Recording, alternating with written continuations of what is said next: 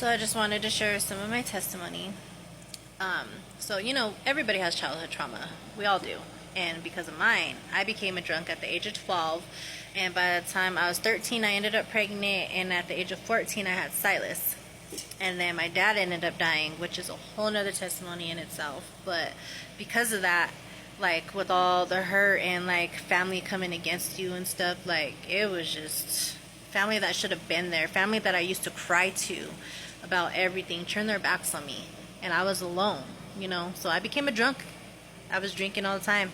And then I ended up being with my twins' dad, and he was abusive, he was a cheater, like all that. And then I ended up getting pregnant with twins. And when I was 6 months pregnant, I had them, and they only lived an hour. And after that, once again, I became a drunk, and I was doing ecstasy, I was doing pills. And then I ended up meeting Michael, and then we ended up having a baby. And then he was born, I was 7 months pregnant when I had him. And then he was born with breathing problems. Like, we had to learn CPR and everything when we were at the hospital because his lungs were not fully developed. We were in and out of the hospital multiple times because of his breathing problems. And he ended up stopped breathing in his sleep, and he ended up passing away. And like that took like more of a toll on me, especially because somebody that she had no business saying, like they were like, you're a curse, everyone you love end up dying. And I started believing her words, and like it was just like horrible. So I wasn't there like I was supposed to be for my older son, because I was like, if I love him, is he gonna die? And that's not okay to think like that.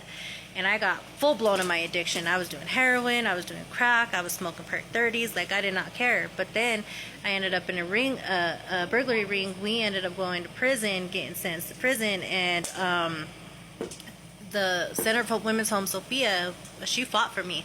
She's like, no, there's no way she should have went to prison, telling my public pretender, because that's what they are, because they don't care about you. She's like, I told you to mention us, and you didn't even mention us. You didn't try to fight for her, nothing.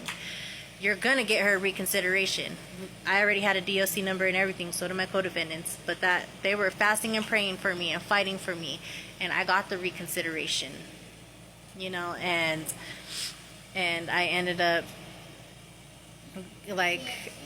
up having to do probation. So did they, but they ended up going back on the streets, regular probation. I had to complete a program, so I had did 2 years between jail and prison, and then 3 years in the home. So I went to the home, and I was there for 3 years after I had already been locked up for 2 years from jail and prison. And there, I had a relationship with God. It wasn't just religion. It wasn't just like, oh, I pray to God and I go to church every Sunday. Like, it was not that. I had a relationship with Him. I was talking to Him every day, day in and day out. I would not do anything if God wasn't in it, like He had to direct my ways.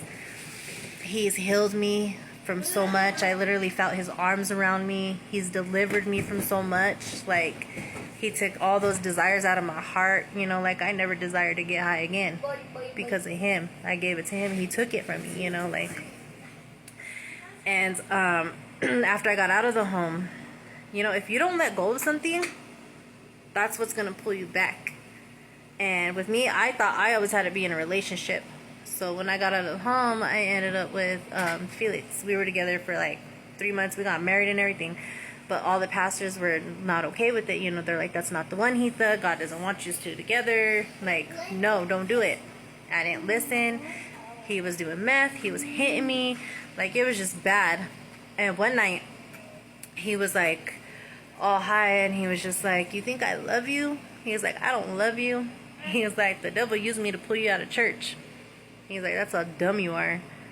And like, I just broke and I flipped, and I left him.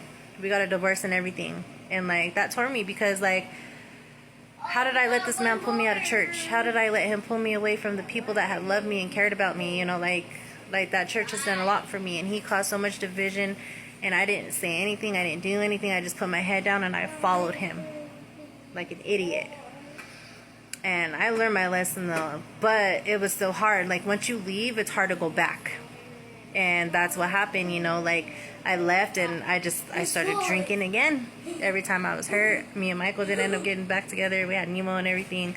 And we were doing things on our own, but every time we had an issue or a problem, I wanted to drink. I'd go drink and drink and drink. And then I started doing coke too. I started smoking weed. And I was just like, as long as I'm partying, I'm good. You know, like I won't think, I won't feel. Like I got a house, I got a car, I got a job. Like I'm good anyways. Nope, sure wasn't. I was just so miserable. Everything was falling apart. Michael kept going back to his addiction. And I wasn't any better than him because I was drinking, you know. But God was like, you want things to work? He's like, I need to be in your life. I need to be in the middle of it. That's the only way it's going to work. He's like, come back to me, my prodigal daughter. I miss you. I love you. And there I was at the altar, and I was just crying, and I was just broken. Like, forgive me, God. Forgive me for going backwards. Forgive me for not being. You cannot serve God and the world. You can't do that. You have to choose one or the other. So, like, when you come back, you have to fully come back, and you have to surrender everything. And I did. I quit drinking.